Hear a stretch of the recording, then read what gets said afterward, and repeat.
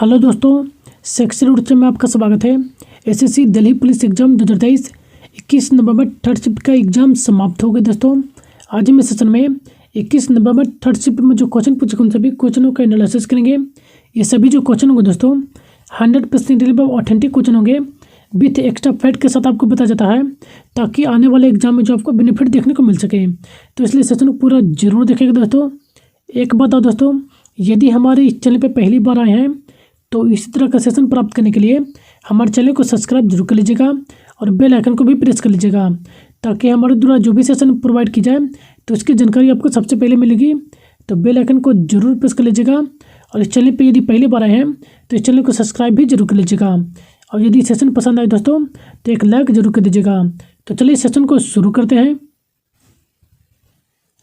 Question जो पूछा गया था कि दादा भाई नौरोजी ने ईस्ट इंडिया एसोसिएशन की स्थापना कहाँ की थी। तो ईस्ट इंडिया एसोसिएशन की जो स्थापना किया गया था दादा भाई नौरोजी के द्वारा वह लंदन में किया गया था।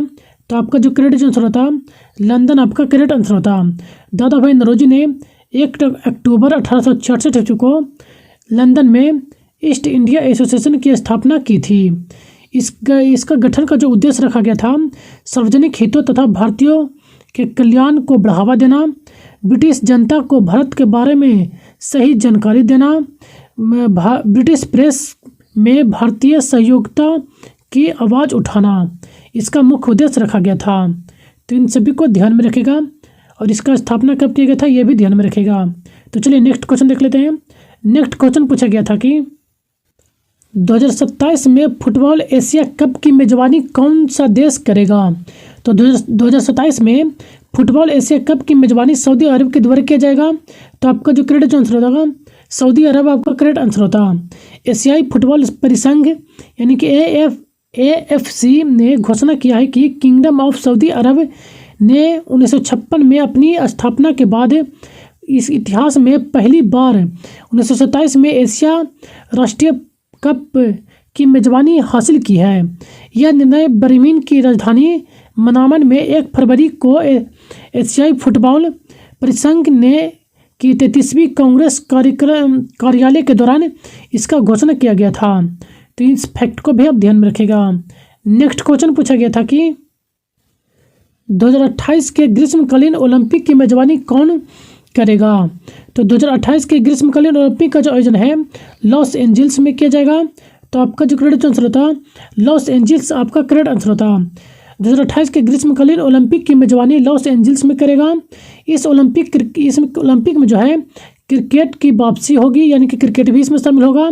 इसके साथ ही बेसबॉल, हाफबॉल, फ्लाइंग्स, फुटबॉल, लैक्रोस यानी सिंगल्स, स्क्वैश, एक्सबैंस जैसे खेलों को भी इस ग्रीष्मकालीन ओलंपिक में शामिल किया जाएगा। ग्रीष्मकालीन ओलंपिक 2024 का जो आयोजन है पेरिस में इसका आयोजन किया जाना है। 2024 का जो ओलंपिक होना है इसका आयोजन पेरिस में किया जाना है। वहीं देखें तो 2028 का ग्रीष्मकालीन का ओलंपिक लॉस एंजल्स में किया जाना है। और 2032 का जो ग्रीष्मकालीन ओलंपिक है इसका आयोजन ऑस्ट्रेलिया के ब्रिस्बेन शहर में इसका आयोजन किया जाना है। वहीं देखें तो 2027 में दक्षिण पूर्व एशियाई खेलों का आयोजन मलेशिया में किया जाना है। तो इन सारे फैक्ट को आप ध्यान में रखेगा। नेक्स्ट क्वेश्चन पूछा गया था कि गुजरात पर अपनी जीत के उपलक्ष्य में अकबर ने क्या बनवाया था। तो गुजरात जीत के उपलक्ष्य में अकबर के द्वारा जो है बुलंद दरवाजा का निर्माण करवाया गया था। तो आपका जो करेक्ट आंसर होता बुलंद दरवाजा आपका करेक्ट आंसर होता। वहीं देखें तो गुजरात विजय के उपलक्ष्य में अकबर के द्वारा फतेहपुर सीकरी में सबसे ऊंचे प्रवेश द्वार के रूप में, भारत के प्रवेश द्वार के रूप में गेट ऑफ मैग्निफिकेशंस का निर्माण करवाया गया था, यानी कि इसे ही बुलंद दरवाजा के रूप में जानते हैं, जिसकी स्थापना अकबर के द्वारा 1573 ईस्वी में किया गया था। तो इस डेट को भी ध्यान में रखेगा। कई बार एग्जाम में जो है यह डेट भी पूछा जा चुका है। वहीं देखें तो यह जो बुलंद दरवाजा है यह दुनिया का सबसे ऊंचा प्रवेश द्वार के रूप में भी जाना जाता है। तो इन सारे फैक्ट को आप ध्यान में रखेगा। नेक्स्ट क्वेश्चन पूछा गया था कि प्रसिद्ध पुस्तक किताब उल हिंद किसने लिखी थी। तो किताब उल हिंद जो पुस्तक लिखा गया था वो अल-बरूनी के द्वारा लिखा गया था। तो आपका जो करेक्ट आंसर था अल-बरूनी आपका करेक्ट आंसर था। अबू रहला यानी अल बरूनी एक ईरानी विद्वान थे, ईरान के रहने वाले थे। इन्होंने किताब उल हिंद नामक पुस्तक की रचना की थी। अल बरूनी जो कि अल बुरैल के नाम से भी जाने जाते हैं, ये एक फारसी विद्वान था जो कि 1017 में गजनी के साथ भारत आए थे। इन्होंने भारत के विद्या, हिंदू धार्मिक उपन्यासों, रीति रिवाजों और सामाजिक संगठन पर टिप्पणियाँ भी लिखी थी। तो इन फैक्ट को ध्यान में रखेगा। नेक्स्ट क्वेश्चन पूछा गया था कि मिनांडर को बौद्ध धर्म में किसने परिवर्तित किया था, यानी कि मिनांडर को जो है किसके द्वारा जो बौद्ध धर्म में परिवर्तन करवाया गया था। तो आपका जो करेक्ट आंसर होता नागसेन, आपका करेक्ट आंसर होता नागसेन के द्वारा मिनांडर को जो है बौद्ध धर्म में परिवर्तन करवाया गया था। नागसेन के द्वारा ही मिनांडर को जो है बौद्ध धर्म की दीक्षा दिया गया था। वहीं देखें तो भारत पर शासन करने वाले पहले प्रसिद्ध इंडो ग्रीक शासक मिनांडर था, जो कि जिसे अन्य अपनी प्रजा के बीच लोकप्रियता के लिए भी जाना जाता है। मिनांडर एक भारतीय यूनानी राजा था जिसे नागसेन के द्वारा जो है बौद्ध धर्म की दीक्षा देकर इसे परिवर्तित करवाया गया था। मिनांडर जो कि विभिन्न पाली ग्रंथों के मिनांद्र और मिलिंदा के रूप में भी जाना जाता है, यानी कि इनका नाम जो है कई ग्रंथों में, पाली ग्रंथों में मिनांद्र और मिलिंदा के नाम से मिले हैं, इनका नाम का उल्लेख किया गया है। तो इससे भी ध्यान में रखेगा। नेक्स्ट क्वेश्चन पूछा गया था कि देश की रक्षा करना और आहन किए जाने पर राष्ट्र की सेवा करना कौन से अनुच्छेद में वर्णित है। तो इसका जो वर्णन किया गया अनुच्छेद 51 के ए में किया गया है। तो आपका जो करेक्ट आंसर होता अनुच्छेद 51 का ये आपका करेक्ट आंसर होता। इसे जो है 42वां संविधान संशोधन 1976 में एक नया भाग दिया गया, इनकी 4 के क में जोड़ा गया था। और अनुच्छेद देखा जाए तो अनुच्छेद 51 के 1 में, अनुच्छेद 51 के नीचे इसे 51 का ए करके जोड़ा गया था 42वां संविधान संशोधन 1976 के द्वारा। वहीं देखें तो इसी 42वां संविधान संशोधन 1976 में ही मौलिक कर्तव्यों को भी देश के उद्देश्य के रूप में याचिका के सहित इसे शामिल किया गया था संविधान में, जो कि अपने नागरिकों को जारी करने के लिए जो है नागरिकों को प्रेरित करता है। वहीं देखें तो मौलिक कर्तव्यों को जो कि तत्कालीन सोवियत संघ के रूस से लिया गया था। तो इन फैक्ट को भी ध्यान में रखेगा। नेक्स्ट क्वेश्चन पूछा गया था कि कोलायत कहाँ का प्रसिद्ध उत्सव है। तो कोलायत जो कि एक राजस्थान का प्रसिद्ध उत्सव है। तो आपका जो करेक्ट आंसर होता है राजस्थान, आपका करेक्ट आंसर होता। कोलायत मेला जो कि राजस्थान के बीकानेर जिले में आयोजित किया जाता है। यह मेला हर साल अक्टूबर और नवंबर माह में आयोजित किया जाता है। इसे कपिल मुनि मेला के नाम से भी जाना जाता है। कोलायत मेला जो कि बीकानेर कोलायत नामक स्थान पर इसका आयोजन किया जाता है। यह बीकानेर का सबसे लोकप्रिय आकर्षकों में से एक है। नेक्स्ट क्वेश्चन पूछा गया था कि जीएसटी किस अनुच्छेद से संबंधित है।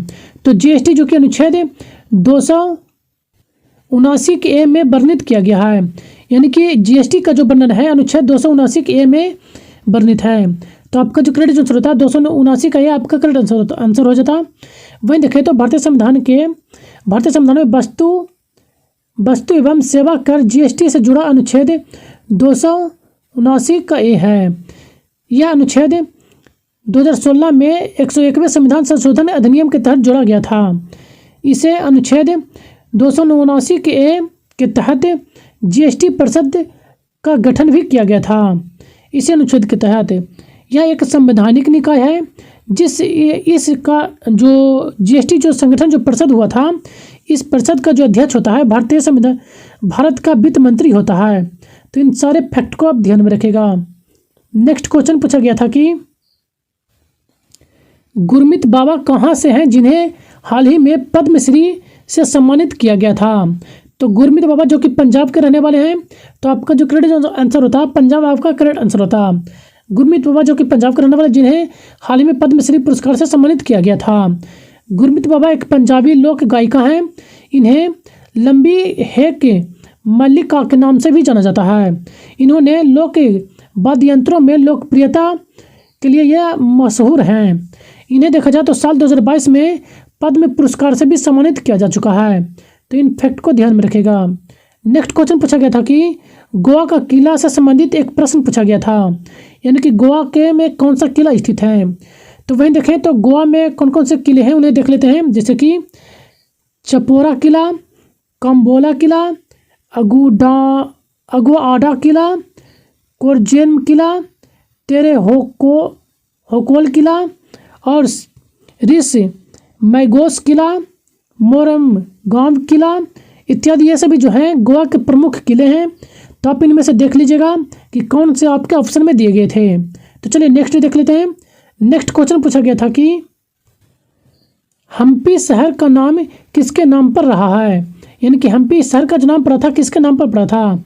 माँ देवी हम्पा देवी के नाम पर जो है इस स्थान का नाम हम्पी पड़ा था। हम्पी शहर का नाम स्थानीय देवी हम्पा देवी के नाम पर रखा गया था। हम्पी को मूल रूप से हिंदू देवता हम्पा देवी पार्वती का दूसरा नाम के रूप में भी जाने जाते हैं। वहीं देखें तो तुंगभद्रा नदी के पुराने नाम हम्पा से लिया गया था। तो इन सारे फैक्ट को ध्यान में रखेगा। नेक्स्ट क्वेश्चन पूछा गया था कि पंडित भीमसेन जोशी किससे संबंधित है। तो पंडित भीमसेन जोशी जो है यह एक भारतीय हिंदू संगीत गायक हैं। तो आपका जो करेक्ट आंसर होता संगीत गायक आपका करेक्ट आंसर होता। वहीं देखें तो यह जो है कर्नाटक के गडगांव जिले में जन्म हुआ था, यानी कि यह जो इनका जो संबंध है कर्नाटक जिला से संबंधित रखते हैं।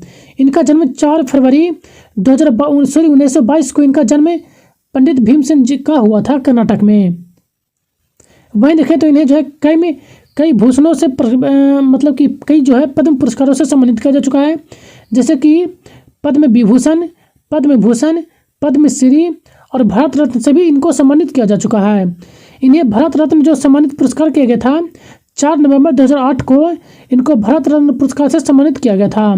वहीं देखें तो इन्हें भारत सरकार के द्वारा 1975 में पद्म भूषण पुरस्कार से भी सम्मानित किया जा चुका है। वहीं देखें तो यह जो है हिंदू शास्त्रीय संगीत गायक हैं जो कि किराना घराना से संबंध रखते हैं। कई बार घराना भी बहुत बार एग्जाम में पूछा जा चुका है, तो इसलिए इनका घराना भी आप ध्यान में रखेगा। तो चलिए नेक्स्ट क्वेश्चन देख लेते हैं। नेक्स्ट क्वेश्चन पूछा गया था कि ब्यास और सतलज नदियों का संगम कहाँ पर होता है, यानी कि ब्यास और सतलज का जो संगम होता है वह हरिकेन आर्द्र भूमि में होता है। तो आपका जो करेक्ट आंसर होता हरिकेन आर्द्र भूमि आपका करेक्ट आंसर होता। हरिकेन में ब्यास और सतलज नदियों का मिलन होता है। इस दोनों नदियों का संगम पर हरिकेन बैराज का निर्माण करवाया गया है। इस बैराज की सिंचाई से नहरें अपने पानी पहुंचाती हैं। ब्यास और सतलज नदियों की संगत हरिकेन आर्द्र भूमि में होता है। ब्यास नदी पंजाब और हरिकेन में लगभग 400 यह जो है पंजाब राज्य में लगभग ब्यास नदी 470 किलोमीटर की दूरी तय करने के बाद जो हरिकेन सतलज में मिल जाती है हरिकेन के पास। वहीं देखें तो ब्यास जो नदी है वह सिंधु नदी के पास सहायक नदी के रूप में भी जानी जाती है, यानी कि ब्यास नदी जो है सिंधु नदी की सहायक नदी है। सिंधु नदी की प्रमुख सहायक नदियाँ देखें तो चिनाब, झेलम, रावी, ब्यास, सतलज, ये सभी नदियाँ जो कि सिंधु नदी की प्रमुख सहायक नदियाँ हैं। तो इन सारे फैक्ट को भी आप ध्यान में रखेगा। नेक्स्ट क्वेश्चन पूछा गया था कि दीपा कर्माकर को मेजर ध्यानचंद पुरस्कार कब मिला था। तो दीपा कर्माकर को जो यह पुरस्कार प्रदान किया गया था मेजर ध्यानचंद 2016 में किया गया था। तो आपका जो करेक्ट आंसर होता 2016 आपका करेक्ट आंसर होता। दीपक कर्माकर जो कि इन्हें 2016 में मेजर ध्यानचंद पुरस्कार से सम्मानित किया गया था। दीपक कर्माकर जो कि एक जिम्नास्टिक हैं, वह ओलंपिक खेलों में के लिए क्वालिफाई होने वाली पहली भारतीय महिला हैं जो कि जिम्नास्टिक के लिए चुनी गई थी। दीपिका करमाल जो कि तुर्की में विश्व चैंपियन कप में स्वर्ण पदक जीतने वाली पहली भारतीय महिला जिम्नास्टिक हैं। दीपक कर्माकर जो कि 2015 के खेल रत्न पुरस्कार के लिए चुने गए थे, यानी कि मिला था 2015 में जो इनको खेल रत्न पुरस्कार से सम्मानित किया गया था। तो इन सारे फैक्ट को आप ध्यान में रखेगा। नेक्स्ट क्वेश्चन पूछा गया था कि उपराष्ट्रपति का पद किस देश के संविधान से लिया गया है। यानी कि उपराष्ट्रपति का जो पद होता है वह किस देश के संविधान से लिया गया था? तो यह अमेरिका के संविधान से लिया गया है। तो आपका जो करेक्ट जो आंसर होता है अमेरिका आपका करेक्ट आंसर होता। भाई देखें तो भारत के उपराष्ट्रपति अब अमेरिका के संविधान से लिया गया था। भारतीय संविधान के अनुच्छेद 63 में जो है उपराष्ट्रपति पद का उल्लेख किया गया है। यानी कि अनुच्छेद 63 जो कि उपराष्ट्रपति से संबंधित है। भारतीय संविधान के अनुच्छेद 63 से लेकर 73 तक जो है उपराष्ट्रपति की योग्यता, चुनाव और हटाने की प्रक्रिया से संबंधित जानकारी प्रदान किया गया है। भाई देखें तो भारत के उपराष्ट्रपति देश के दूसरे सर्वोच्च संवैधानिक पद होता है। यह जो राज्यसभा के प्रधान सभापति भी होते हैं। उपराष्ट्रपति जो कि राज्यसभा के प्रधान सभापति होते हैं। तो इन फैक्ट को भी ध्यान में रखेगा। नेक्स्ट क्वेश्चन पूछा गया था कि सेबी में ई का तात्पर्य क्या है?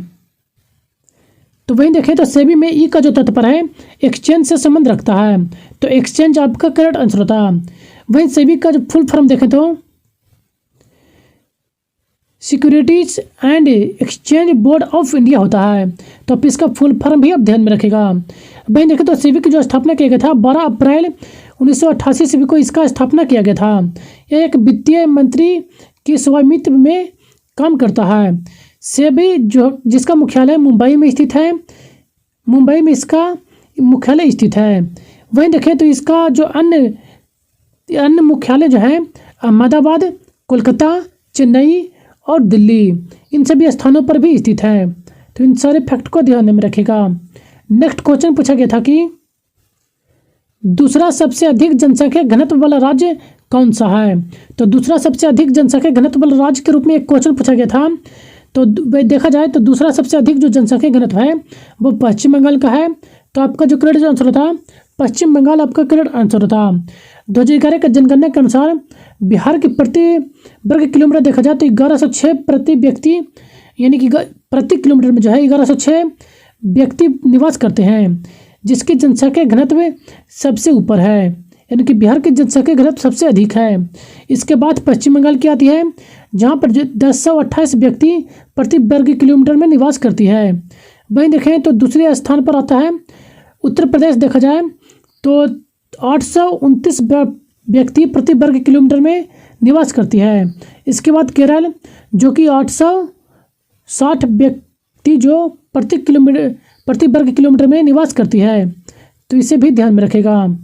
नेक्स्ट क्वेश्चन पूछा गया था कि भारतीय संविधान का अनुच्छेद 32 किससे संबंधित है? तो भारतीय संविधान का अनुच्छेद 32 जो कि संवैधानिक उपचारों से संबंधित है।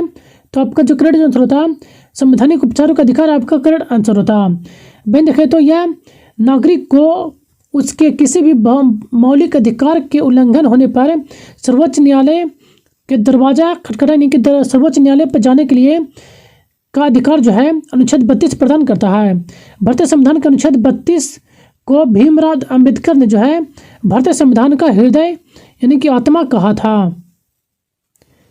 ये मोस्ट इंपोर्टेंट है, तो आप इसे ध्यान में रखेगा। वहीं देखें तो इसे संवैधानिक उपचारों के अधिकार के रूप में भी जाना जाता है। याचिकाओं के प्रवर्तन के लिए उच्च न्यायालयों जाने का अधिकार प्रदान किया गया है।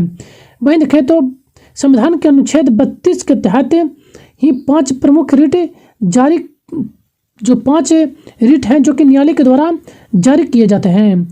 ये जो 5 रिट हैं बंदी प्रत्यक्षीकरण, अधिकरण परीक्ष, परमादेश, उत्प्रेषण और नज़रबंदी, ये सभी जो 5 रिट हैं जो कि अनुच्छेद 32 के तहत सर्वोच्च न्यायालय जारी करता है। तो इन सारे फैक्ट को आप ध्यान में रखेगा। नेक्स्ट क्वेश्चन पूछा गया था कि फाहियान किसके शासनकाल में भारत आया था? तो फाहियान देखा जाए तो चंद्रगुप्त द्वितीय के शासनकाल में भारत आया था। तो आपका जो करेक्ट आंसर होता चंद्रगुप्त द्वितीय आपका करेक्ट आंसर होता। फाहियान जिसे फाहियान या फाहियान के नाम से भी जाना जाता है, यह एक चीनी यात्री था। फाहियान चंद्रगुप्त द्वितीय के शासनकाल में 5वीं शताब्दी ईस्वी में भारत आए थे। इन्होंने जो है बौद्ध ग्रंथों की प्रमाणित प्रतियों को तलाश में जो है यह भारत की यात्रा पर आए थे। यानी कि बौद्ध धर्म से संबंधित जानकारी प्राप्त करने के लिए फाहियान भारत प्रवेश किए थे, यानी कि आए थे। नेक्स्ट क्वेश्चन पूछा गया था कि वेमपत्ति चित्रण सत्यम किस वाद्य यंत्र से संबंधित है? तो वहीं देखा जाए तो वेमपत्ति चित्रा सत्यम जो कि कुचिपुड़ी शास्त्र से संबंधित है। तो आपका जो करेक्ट जो आंसर होता कुचिपुड़ी आपका करेक्ट आंसर होता। वहीं देखें तो वेम्पति चित्रा सत्यम जो कि भारतीय एक नृत्यांगना है जो कि कुचिपुड़ी नृत्य की एक गुरु के रूप में भी हैं। इन्होंने 1963 ईस्वी में मद्रास की कुचिपुड़ी कला अकादमी की शुरुआत किया था। तो इसे भी ध्यान में रखेगा। नेक्स्ट क्वेश्चन पूछा गया था कि मीनाक्षी सुंदरम पिल्लाई किस नृत्य से संबंधित है। तो मीनाक्षी सुंदरम पिल्लाई जो कि भरतनाट्यम से संबंधित है। तो आपका जो करेक्ट आंसर होता भरतनाट्यम आपका करेक्ट आंसर होता। मीनाक्षी सुंदरम पिल्लाई एक तमिल विद्वान थी। इनका जन्म 6 अप्रैल 1815 ईस्वी को तमिलनाडु में हुआ था। वहीं देखें तो इनकी मृत्यु 1 फरवरी 1876 ईस्वी में हो गई थी। मीनाक्षी सुंदरम पिल्लाई एक शिक्षिका भी थी। इन्होंने कई छात्रों को तमिल साहित्य से प्रशिक्षित किए थे। नेक्स्ट क्वेश्चन पूछा गया था कि महिलाओं ने ओलंपिक में कब भाग लिया था। तो महिलाओं ने जो है ओलंपिक में 1900 में भाग लिया था। तो 1900 ईस्वी आपका करेक्ट आंसर था। महिलाओं के द्वारा जो है 1900 ईस्वी में पहली बार भाग लिया गया था। महिलाओं ने पहली बार 1900 में ओलंपिक में भाग लिए थे। पेरिस में आयोजित 1900 में आयोजित ओलंपिक में 22 महिलाओं में 5 खेलों में भाग लिए थे। ये जो 5 खेल थे टेनिस, कोयानक, क्रिकेट, घुड़सवारी, गोल्फ, इन 5 खेलों में जो है भारत के द्वारा भाग लिया गया था। पहला आधुनिक ओलंपिक खेल का आयोजन 1896 ईस्वी एथेंस ग्रीस में इसका आयोजन किया गया था। तो इन सारे फैक्ट को आप ध्यान में रखेगा। तो आज का ये लास्ट क्वेश्चन है दोस्तों। यदि सेशन पसंद आया हो तो हमारे चैनल को एक लाइक जरूर कर दीजिएगा और अपने दोस्तों के साथ भी अधिक से अधिक शेयर कीजिए ताकि इसका सभी बेनिफिट उठा सकें। और इसका PDF भी आपको प्रोवाइड करा दिया जाता है दोस्तों टेलीग्राम चैनल पर, जिसका लिंक आपको इस वीडियो के डिस्क्रिप्शन बॉक्स में आपको मिल जाएगा। आप वहाँ से हमारे टेलीग्राम चैनल को ज्वाइन कर सकते हैं और अपने दोस्तों के साथ भी अधिक से अधिक शेयर कीजिए ताकि इसका सभी बेनिफिट उठा सकें। तो चलिए मिलते हैं नेक्स्ट सेशन में। तो सेशन में बनने के लिए धन्यवाद। Thank you.